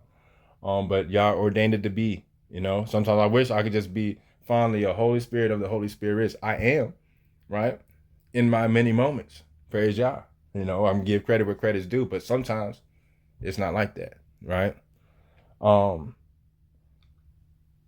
And have taken wives to themselves. Verse 5 of chapter 12. You have worked great destruction on the earth, talking to these watchers, right? And you will have no peace nor forgiveness of sin. And inasmuch, these are the same things we got to tell these things out here. It's like, sometimes talk out loud to things. I've finally gotten past the point of being embarrassed about talking out loud to myself. Like, I'll sit here and I'll be joking with Yah. I'll cut little smirks, side jokes with Yah, honestly. I make a joke with him all the time. Like, this is my personality you gave me. So, but I don't, it's a spiritual pour into things. Not everybody has that connection, but as people get closer with Yah, right, develop a connection. That's Pops. That's Abba. That's Yah. But he's not no slouch, right? Definitely not no slouch. So careful. He's still parent, but, there's levels to it, but it's all love. We got to push this out again with this same message verbatim, essentially, right? And inasmuch as they delight themselves in their children, they will see the offering of their beloved ones, and they will lament over the destruction of their children, and will make supplication continuously. But you will not attain mercy and peace. So I'm just telling you what Pop told me, that he's been writing in these scrolls. He has me to write. And you see there, many times, even with writing, and if you're led to write, I guess Ravak is leading us to go here for a second before we close things out. Big Bruder, if you want to play a couple selects or get a couple things going, Big Sis or Krista, if you want to pray a shout, but if not, I'll do it. I ain't worried about it, but just throwing that stuff out there as led. But, yeah,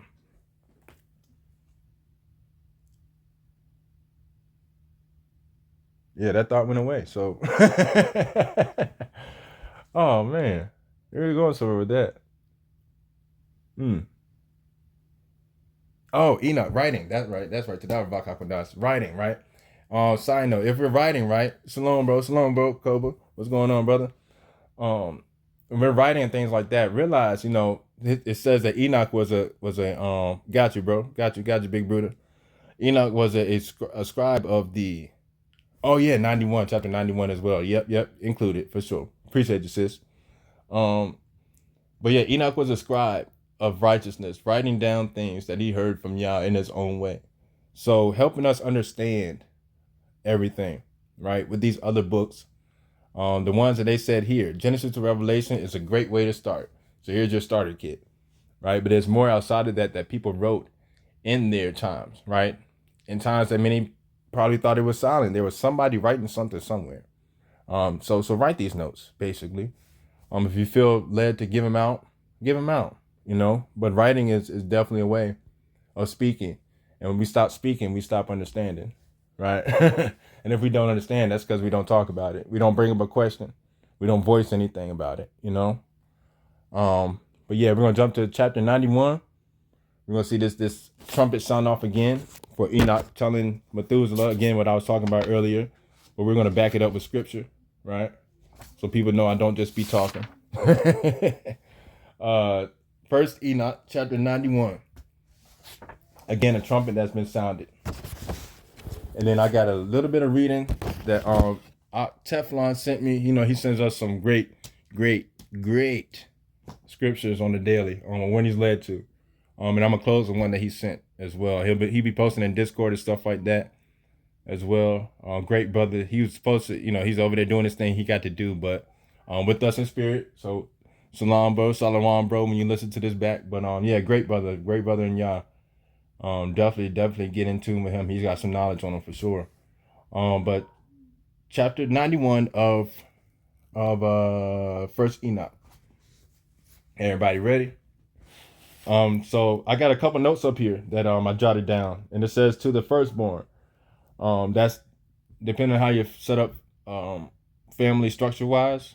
The firstborn usually has the responsibility of carrying out a message. Methuselah was not the only child of Enoch, but was definitely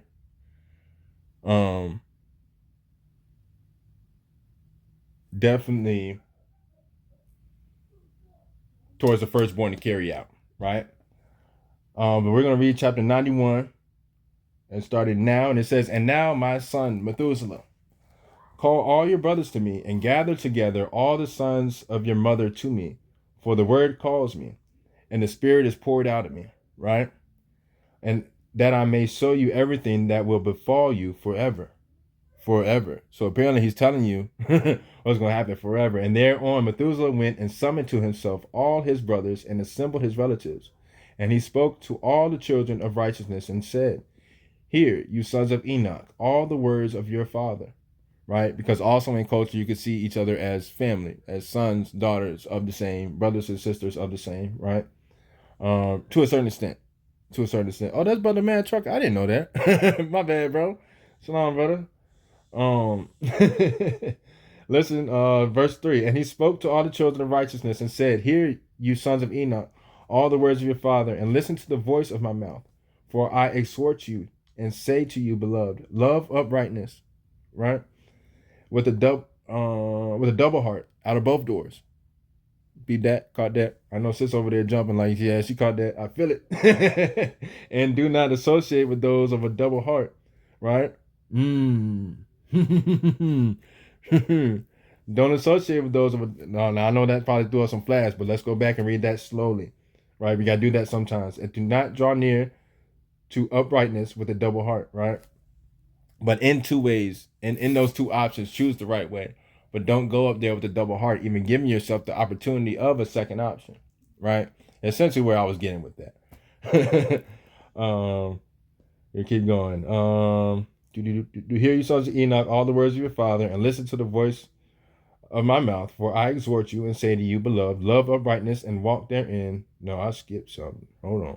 Then we're going to go back to verse 2, and we're going to take our time. And there went on Methuselah and went and summoned to himself all his brothers and assembled his relatives.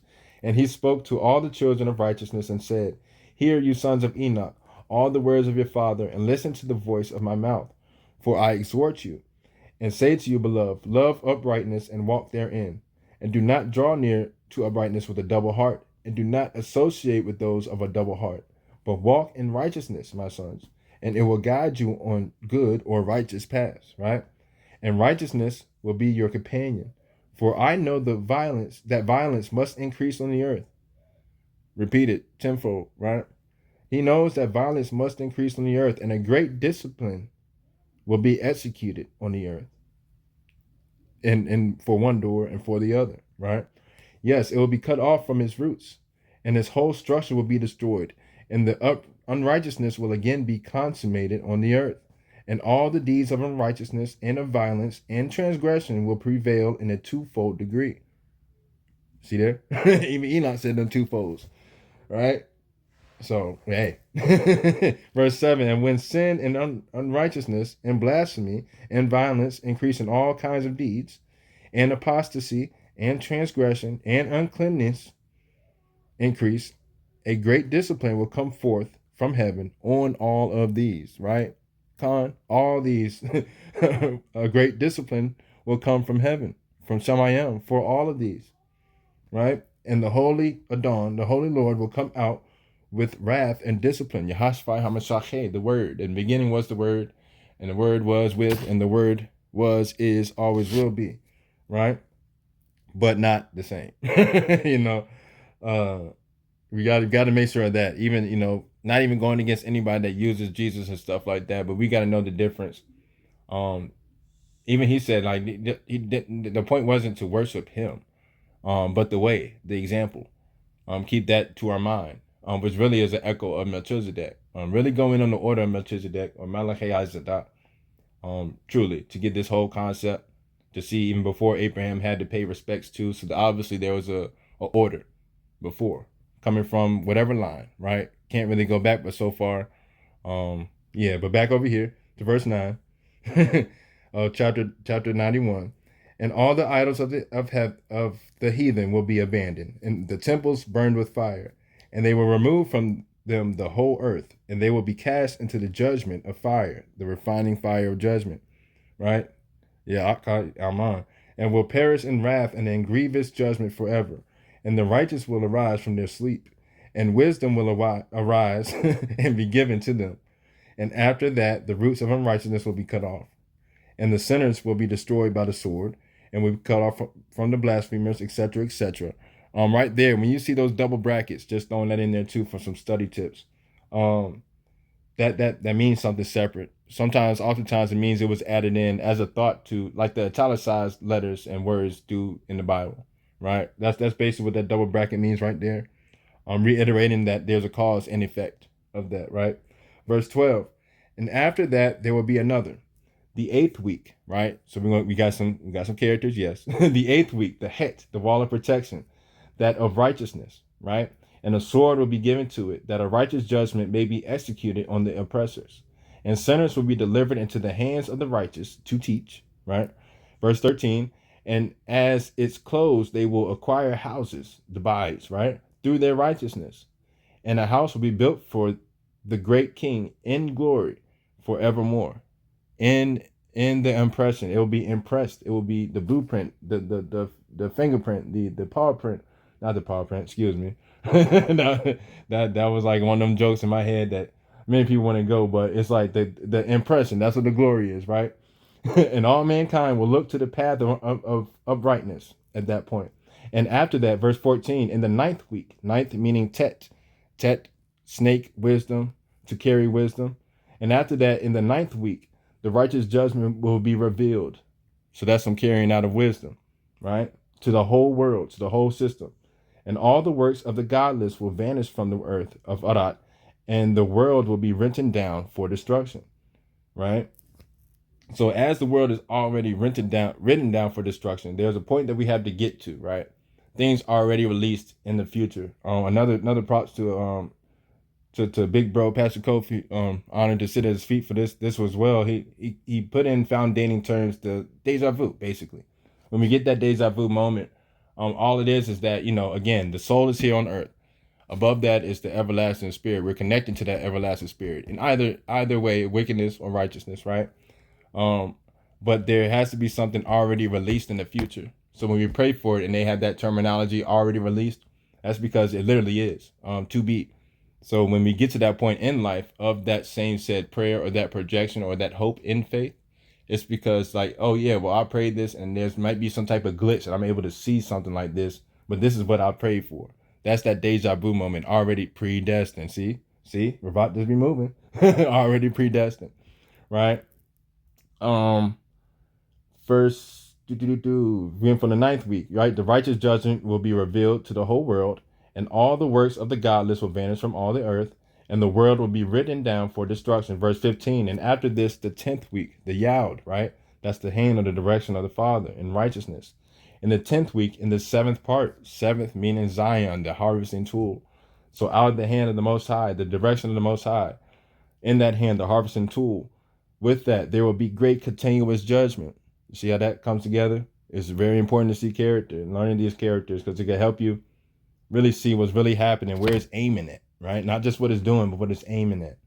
In which he will execute vengeance among the messengers with that Zion, right? That's where he sits, where Yah sits, right? Verse 16, and first heaven will depart and pass away, and a new heaven will appear, right? And all the powers of the heavens will give sevenfold light, right? Sevenfold light. Seven again, Zion, sevenfold light. So that illumination to life that needs to happen, needs to be seen, needs to be spoken, right? Verse 17, and after that there will be many weeks without number forever. Because eventually we ain't gonna need all this. It's just gonna be, it's just gonna be what it is. It's just gonna be what it is. And there will be many weeks without number forever, right? And all will be in goodness and righteousness. Goodness means righteousness, right? And sin will no longer be mentioned forever, because it's gonna be what it's gonna be. Verse 18, and now I tell you, my sons, and show you the paths of righteousness and the paths of violence, right? We've been through both of those today. Yes, I will show them to you again and again and again and again, that you may know what will come to pass. We're going to keep getting these things until they don't bother us no more. And it's still going to happen, but we ain't going to even pay no mind to it because it ain't bothering us now. You feel what I'm saying? So, that you may know what will come to pass. Verse 19, and now listen to me, my sons, and walk in the paths of righteousness, and do not walk in the paths of violence, because violence comes from disobedience. Disobedience makes us violent physically. That's really the only way we get physical with violence, because we had to be, because we were disobedient. That's constant again and all through the scroll. If there is one off chance, it probably is. Right? That's why it's good to keep reading the scriptures over and over and over again, because there's gonna be something that slipped your mind about it. You can have the photographic of the photographic of the photographicist mind, and you're still gonna miss something.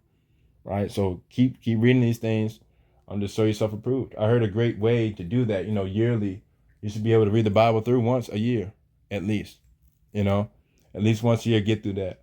At least the 66 or 65, whatever it is. I already count outside the books, but just read these things over and over again, right? But we have one more in closing, the one from Teflon, right?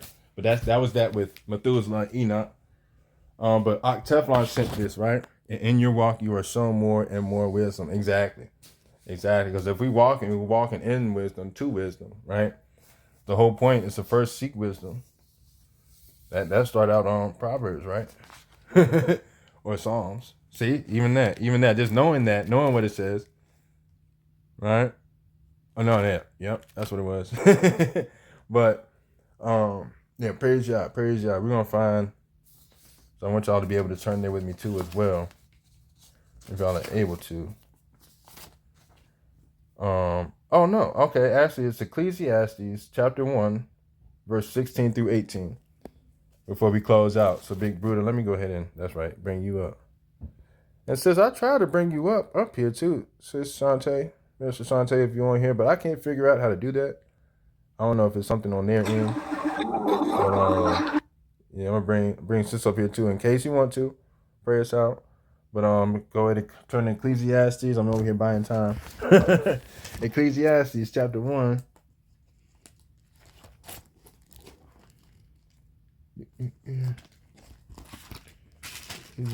Ecclesiastes chapter 1, verses 16 through 18.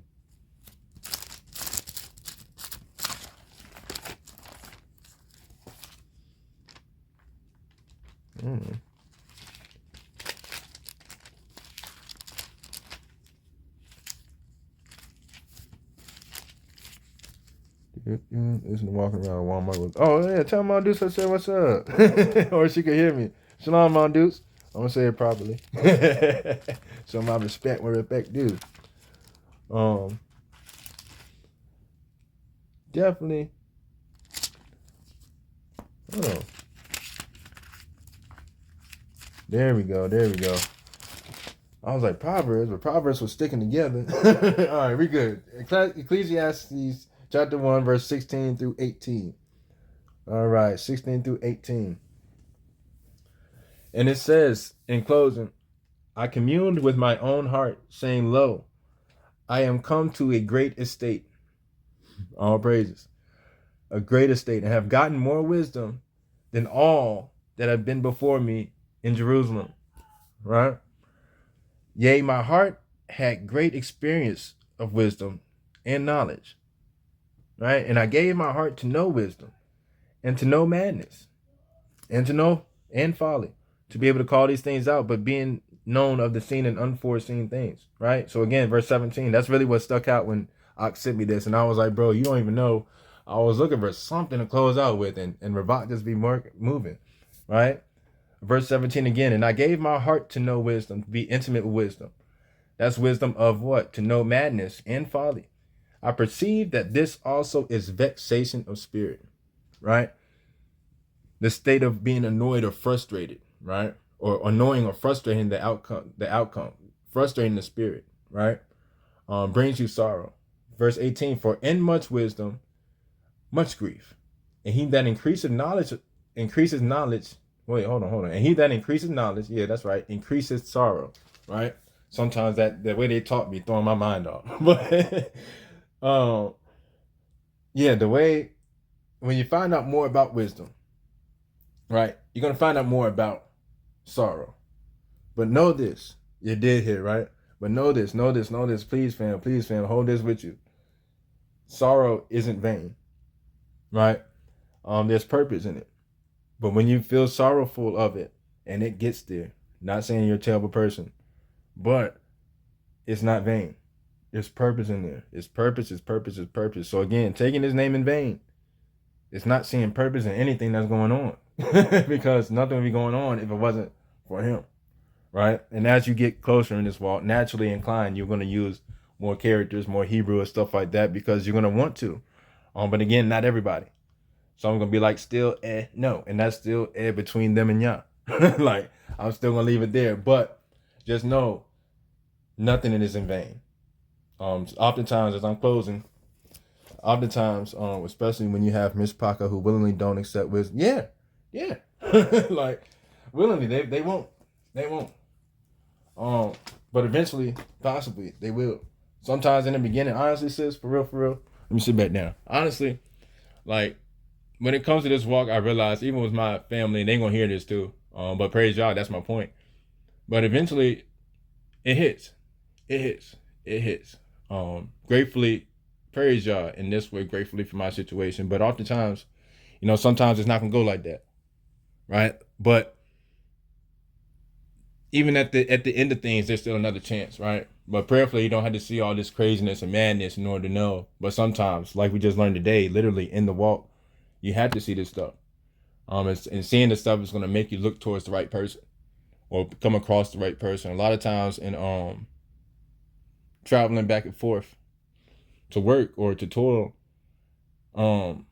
get a lot of chances to talk to a lot of people and not talk to a lot of people. Sometimes I'll see something like prayer breeze on somebody's car, and I'm like, it made me think of Enoch and Jasher, how they made things of wood, for idols. That's something right there. And I'll look.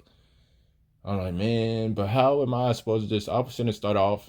And I won't even say nothing about that. But by the time I leave out the whip and everything like that, or leave out the vehicle, leave out the vehicle and everything like that, I'll leave them with the peace and blessings, because that's all I really got, because I'm over there chewing, don't know what to say. And by the end of it, apparently all I had to say was peace and blessings to be upon you, prayerfully, and sometimes that's all it is. It keeps that sorrow away. But yeah, I'm about done. I am done, actually. So, actually, sis, did you want to pray out before we get the music going? Play a couple songs and stuff. If not, I'll go ahead and close out. It don't, no harm, no foul. Don't make me know, never mind. But yeah, prayerfully, this helped y'all out. And again, Saturday, Tada, sis, all praises. Baba Kasha. But yeah, Tada, seriously. And your encouraging words as well, for real. But yeah, usually Saturdays, we're gonna go for Saturdays at 3. We're gonna try to. Baba Kasha, you already know, and Tada for you as well. You already know what I'm talking about. Yeah, Saturdays at 3 I'm gonna go for. Saturdays at 3 p.m. Eastern time, so 2 o'clock Central, and then the other one, that other time. Right? But yeah, I'm gonna go ahead and pray out. Keep everybody in prayer, please. All praise to the Most High Yah, sis. Man, That was great. That was great. All right, let's go ahead and pray it out. Um. Oh yeah, yeah. See, yeah, we Gucci, we Gucci, we Gucci. Yeah, man. Tada Abba, Tada Abba. For bringing us all through this, all through this. For keeping a sound mind even in me with all this and starting back in again and showing that it's just like before. Just like before. And that being the focal message. It's just like before. And you've given us what we need for this walk and everything that we have to do. All praises to your name. And to die for being in your ear with us, for watching us, and for having these things in order to protect us as we even sit and study your word. Because many things have come to mind. Come through my mind. That many things did. And to die for the discipline to stay on track. To die for the discipline. And the discipline that you send for us to give out to the children that you have us to come across as we are learning that this is an agricultural thing. And praising you so much. And thank you so much for knowing the difference between how we were before we started to how we see things now. And that's because of you. And that's because you gave us what we needed for this purpose. A renewing word now. Can't nobody do it better. All praises. I pray for safety, traveling mercies for all the fam, everybody listening, everybody that listens later, or everybody that might be listening in the background. I would have said a joke there, but you know how we rock. But just thank you, Father, and for the next time. And as we part ways, may this word continue to seep and continue to be tilled and harvested at proper times and planted again. And as we bring forth fruit from it, maybe planted again in the next, and the next, and the next. As we fix this, because of the wickedness and things in ways that turn themselves on you, right? And as we take a vow not to do that, but to be the result of things going back to the way they're supposed to be. In your Sham, Asham Yahava, Asham Yahashpai, Asham Ravaka Kodash, Aman, Aman, and Aman. Aman. Hey, there go, bro. What's up? Shalom, Teflon. I was just talking about you, bro. I was just talking about you. But yeah, I told you I already got it recorded. I'm about to stop the what's the name? Stop the screen recording now. You can play this music, couple songs. And appreciate y'all for sitting around. If y'all want to, say something, whatever. Great place. We just here. But yeah, big brother on you. To die all y'all for showing up, man. For real. Love y'all. Ahaba. Yahaba Ahaba.